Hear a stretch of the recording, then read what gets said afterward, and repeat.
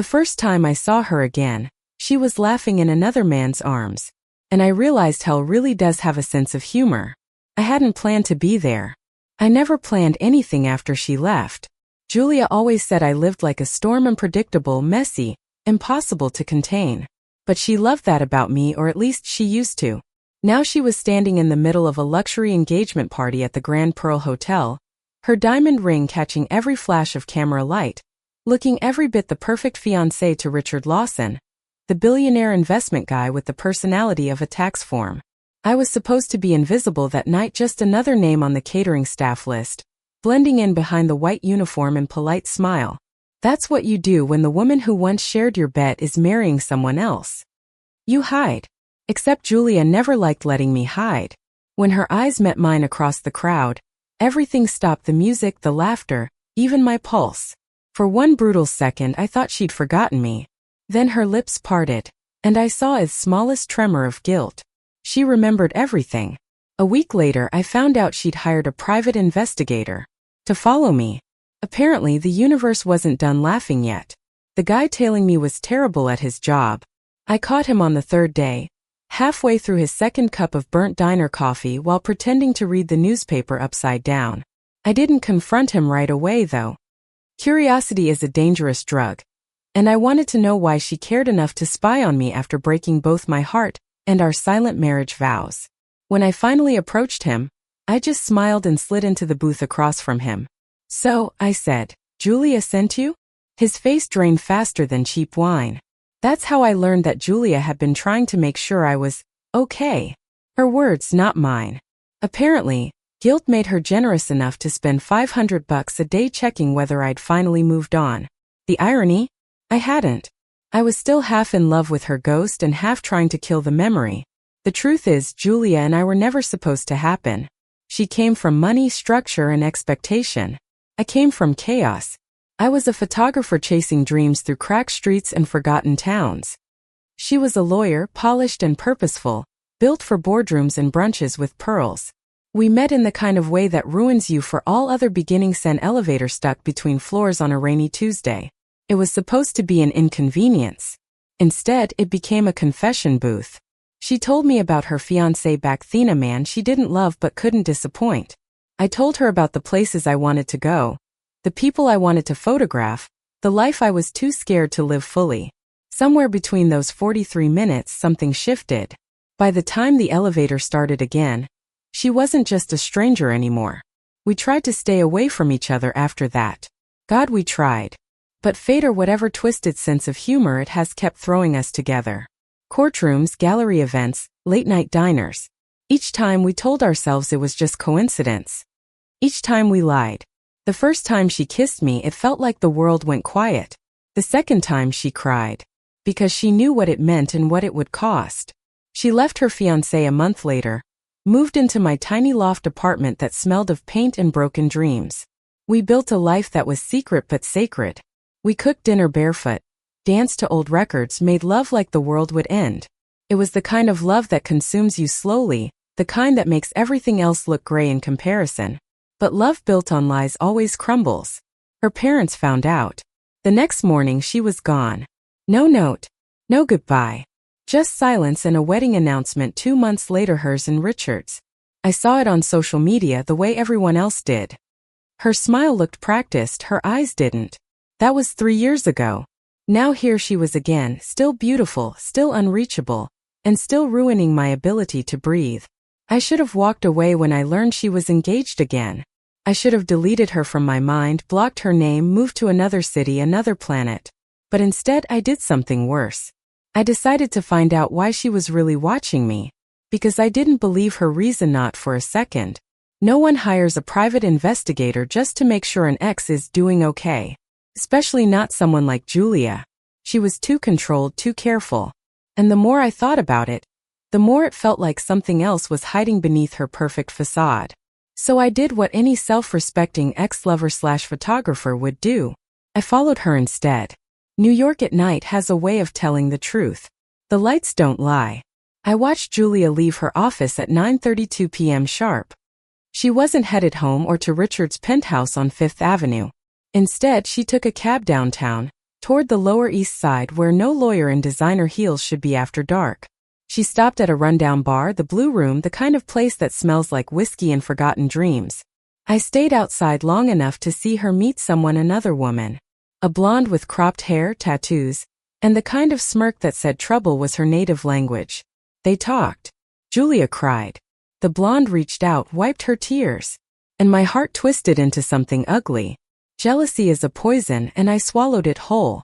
But when I finally stepped inside, ready to confront her, I realized something shocking. The blonde wasn't her lover. She was her private detective. And I wasn't the one being followed anymore. Julia was. Julia froze when she saw me walk into the Blue Room. Her glass was halfway to her lips, fingers trembling slightly, the kind of tremor only someone who's spent years pretending to be fine would recognize. "Lena," she whispered, my name slicing through the noise of the bar like a soft confession. "Julia." The blonde turned, assessing me with a calm, professional gaze. Her eyes flicked over Mimi boots, my jacket, the camera slung around my neck. She was trained to notice details, to read danger and posture, to predict what a person might do next. I recognized the skill because I had it too, just in a different language. "You must be the reason she can't sleep," the blonde said, her voice low and steady. Julia closed her eyes. "Casey, please." Casey. So that was her name. I didn't move. I didn't trust my voice not to shake. For 3 years I'd imagined what I'd say to Julia if I saw her again. None of those speeches started with her crying in a dive bar with a private detective at her side. "What is this?" I asked finally, the words more fragile than I wanted them to be. "You have someone following me, and then I find you being followed? What are you doing, Julia?" Her silence was deafening. Casey stood, placing herself slightly between us, not aggressively, but protectively. "Maybe take this outside," she said. I ignored her. My eyes stayed on Julia, who looked smaller than I remembered, like someone who'd been carrying too much for too long. "I didn't hire her to spy on you," Julia said softly. "Not really." I laughed bitterly. "That's one hell of a way to start." She flinched, then gestured toward the empty seat across from her. "Please sit." Against all logic, I did. Because despite everything, my heart was still stupid enough to listen to her voice. "I hired her," Julia began, "because someone's been following me." "Someone else," Casey added. "Not me. Not anymore." The irony was almost comedic. Julia, the woman who once lived behind walls of control and perfection, was now the one being watched. I frowned. "You think Richard has you tailed?" Julia's gaze darted to the table, avoiding mine. "I don't know. Maybe. Maybe his father's people. Maybe mine." "You think your fiancé's family is spying on you?" I asked, trying to mask the disbelief. "They're not my family," she said sharply. "They're investors. In me." That word, investors, chilled me. "Julia," I said slowly, "what the hell are you involved in?" Casey sighed and crossed her arms. "That's what we're trying to figure out. But she's not safe. Someone broke into her apartment last week. Left a photo on her desk." I turned to Julia. "A photo?" Her voice cracked. "Of us." The world seemed to tilt sideways. For a moment I couldn't breathe. "From when?" I asked. "4 years ago," she said. "That weekend at the lake house." I felt the air leave my lungs. That weekend had been secret, no one knew about it. We'd left our phones off, no social media, no trace. It was the one time we allowed ourselves to exist without guilt or hiding. "How could anyone have?" "Someone took it," Julia said, voice trembling. "Someone who shouldn't have been there." I leaned back, heart pounding. The memories came rushing in the cabin by the lake, the smell of pine, her laughter in the rain. The photo must have been from my old camera. But that camera had vanished after she left. "You took it with you," I murmured, realization dawning. "When you left me, you took my camera back." She nodded, shame flickering across her face. "I didn't mean to. I packed fast.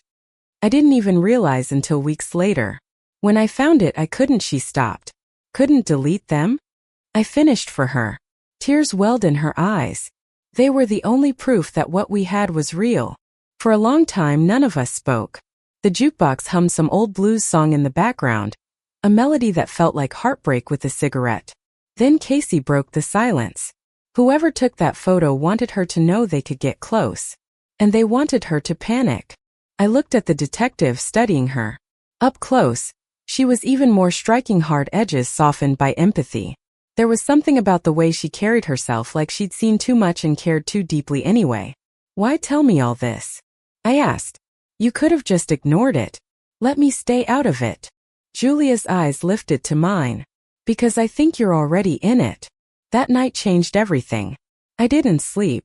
My apartment felt smaller, darker. Every creak of the pipe sounded like footsteps, every flash of headlights through the blinds like someone watching. By morning, I found myself outside Casey's office. It wasn't much, just a second-floor walk-up above a tattoo parlor, with a flickering neon sign that read Chase Investigations, the permanently dead.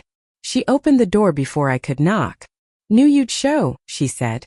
I frowned. How? Photographers are curious creatures, she said, walking back inside. You can't leave a mystery unsolved. Her office smelled faintly of coffee and cigarette smoke. A messy desk, stacks of files, a wall of photos and maps.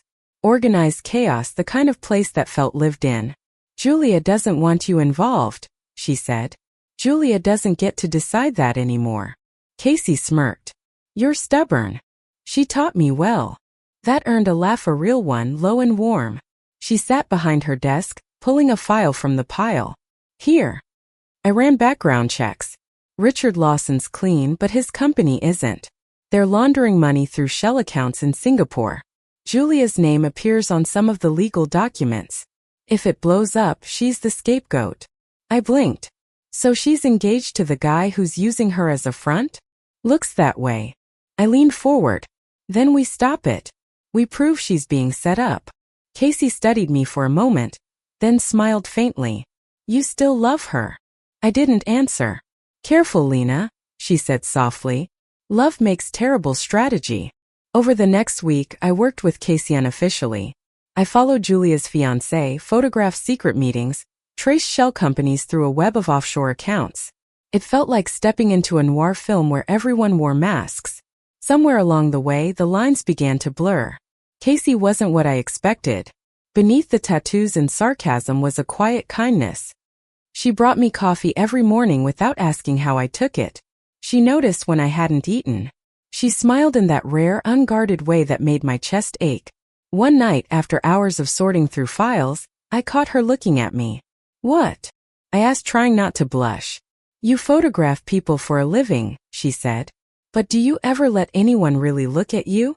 I opened my mouth to answer, but nothing came out, because no one had ever asked me that before. We found the proof on a Thursday. An encrypted email chain between Richard and his CF Oplands to pin the illegal transfers on Julia if the feds started digging.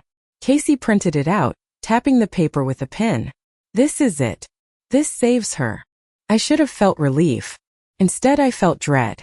Because saving Julia meant facing her again, really facing her. And I wasn't sure I could survive that twice. You okay? Casey asked. No, I said honestly. But I'll fake it. She smiled sadly. You don't have to fake it with me. Something shifted in that moment, small but seismic. The space between us seemed to hum with something unspoken. I looked at her, the curve of her jaw, the light catching in her blue eyes, the quiet strength that made me feel safe for the first time in years. Before I could think, before I could stop myself, I leaned in. And she didn't pull away. Her lips met mine softly, hesitantly, like a secret shared in the dark. The kiss wasn't desperate. It was careful, fragile, full of the kind of understanding that doesn't need words. When we finally pulled apart, she whispered, "This complicates things." I laughed, breathless. Story of my life. The next evening we went to Julia. She looked shocked when she saw us together, shocked, but also something else. Something like recognition. "Did you find anything?" she asked. Casey placed the files on the table. "Enough to end your engagement. And enough to save you." Julia's hand shook as she flipped through the papers. Tears filled her eyes. "I didn't know who else to trust," she whispered. "You trusted me once," I said quietly. She looked at me, then really looked. "I still do." And in that instant I realized something painful and liberating all at once. I didn't need her to love me anymore. I just needed her to be free. That night, Casey and I walked out of Julia's apartment into the cool October air. The city felt different, less heavy, more alive. She slipped her hand into mine. "You okay?" I nodded. "Yeah. For the first time in a long time." She smiled. "Good. Because this story's not over yet." And for once, I didn't dread what came next. Because maybe, just maybe, the ending I was meant to find was standing right beside me. The morning after we gave Julia the files, everything changed. I woke to the sound of pounding on my apartment door. For a second, I thought it was Casey. She had a habit of showing up unannounced, usually with coffee and sarcasm. But this knocking was urgent, almost violent. When I opened the door, Julia stood there, drenched from the rain, eyes wild with fear. "They know," she gasped. I pulled her inside. "Who?" "Richard. His people. They found out I was digging. They think you and Casey helped me." My blood ran cold. "How?" "I don't know," she cried. "They hacked my computer, my phone, everything. They said if I go public, they'll destroy me." I grabbed my phone and dialed Casey. She didn't answer. A second later, a text popped up. "Meet me at Lawson Tower. Now. Don't bring her." I looked at Julia. "Stay here. Lock the door. Don't open it for anyone." She nodded, trembling. "Be careful." Lawson Tower loomed against the gray morning sky, all glass and arrogance. Security guards paced the lobby like sharks. I slipped inside through the service entrance, my camera hidden beneath my jacket. Casey was waiting by the elevators. Her expression was hard, her jaw tight. "They know," I said. "Yeah," she replied. "They tried to buy me off." "What?" She handed me an envelope thick, stuffed with cash. "They said if I dropped the case, they'd forget my name." I stared at the money. "And?" She gave a small, crooked smile. "I told them I don't take hush money. I take photos." That's when I realized she'd borrowed my language. "Come on," she said. "Richard's in his office. Time to end this." The top floor was a cathedral of glass and greed. Richard Lawson stood by the window, the city sprawling beneath him like a trophy. He turned when we entered, his expression cool, practiced. "Miss Chase," he said smoothly. "And Mississippi, whatever your name is now." "Lena," I said. "You can use it. I'm not the one hiding behind shell companies." He smiled faintly. "You're bold. I see why Julia was obsessed." Casey stepped forward. "We have evidence. Bank records, email chains, offshore transactions. It's over." He chuckled. "You think anyone cares about evidence? People like me don't go to prison. People like you disappear." He reached for his phone, but I was faster. I raised my camera and snapped a photo. The flash exploded across the glass walls, a sharp burst of light cutting through his arrogance. "Smile," I said coldly. That's the look of a man seconds away from losing everything. Before he could respond, the elevator doors slid open. Julia stepped out. She looked fragile and fierce all at once, her eyes glinting with a mix of fear and defiance. "Richard," she said, voice trembling, "you don't get to control me anymore."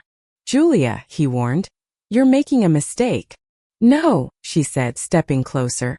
"The mistake was thinking you could use me forever." She dropped a small flash drive onto his desk.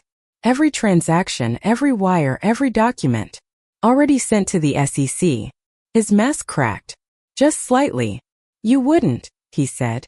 Julia straightened. "Watch me." The next few minutes were chaos. Richard lunged for the desk, but Casey was faster.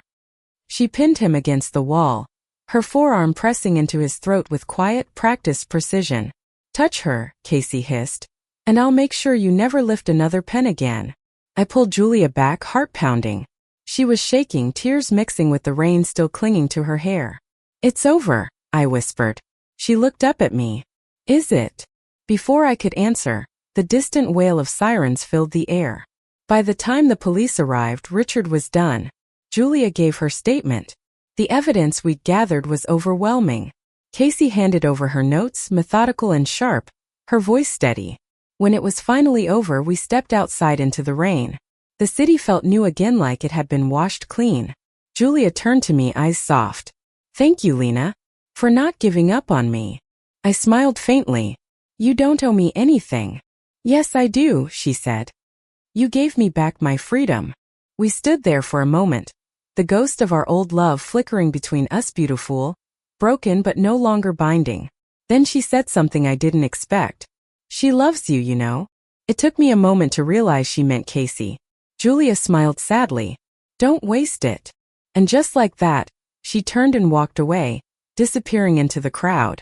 That night I found Casey on the rooftop of her office building. She was sitting on the edge, legs dangling over the city lights, a cigarette glowing faintly between her fingers. You ever think we're just characters in someone else's story? She asked without turning around. Maybe, I said, sitting beside her. But I like this chapter. She laughed softly. You're not bad for a storm in human form. And you, I said, are terrible for my sanity. We sat in silence for a while, watching the city breathe below us. The rain had stopped, and the air smelled like new beginnings. I'm leaving the city for a while, she said finally. Take a break. Clear my head. Running. I asked gently.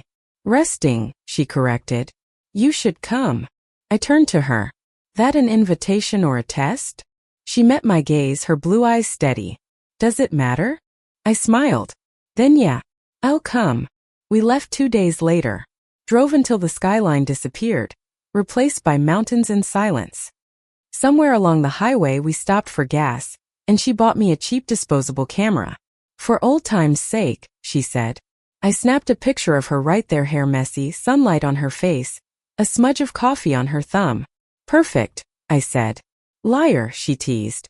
But she smiled, and in that smile I saw something real, something that didn't need fixing or hiding. A month later, Julia sent me a letter. It was short, written in her neat, careful handwriting. Dear Lena, I'm moving to Seattle.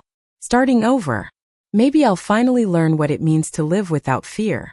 Thank you for showing me courage, even when I didn't deserve it. Take care of her. J. I read it twice, then tucked it into my journal beside the lake house photo, the one she thought was lost. That night, Casey and I built a fire by the cabin we'd rented near the mountains. She curled against me, her warmth steady, grounding. Do you miss her? She asked quietly. Sometimes, I admitted. But it doesn't hurt anymore. She nodded, pressing a soft kiss against my shoulder. Good. Because I'm not her. I know, I whispered. You're you. That's better. As dawn crept over the horizon, I raised my camera and snapped another photo, her face bathed in golden light, eyes closed, peaceful. It wasn't perfect. It was real. And maybe that's what love is supposed to be. Not fireworks. Not tragedy. Just two people choosing to stay when everything else tells them to run. I used to think my story ended the night Julia left. Now I know it began the moment Casey walked in. Because love isn't about who saves you.